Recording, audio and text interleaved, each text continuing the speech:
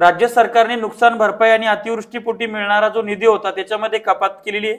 त्याच्यामध्ये पहिला किती होता, किती वाढवला होता आणि आता किती कमी केलेला आहे याच्यावर आपण बोलूयात। त्याचबरोबर हा जो कमी केलेला निधी आहे हा कर्जमाफीसाठी करण्यात आला का याच्यावर सुद्धा बोलूयात।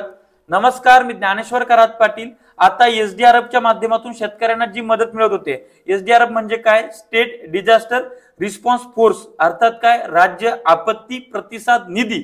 म्हणजेच काय की अतिवृष्टी जे काय नुकसान होतं त्याच्या पोटी जी काय शेतकऱ्यांना हेक्टरी नुकसान भरपाई मिळती ती पहिले काय होती, तर पहिली ती होती जिरायत, अर्थात काय, कोरडवाहू क्षेत्रासाठी 8,500 रुपये इतकी होती।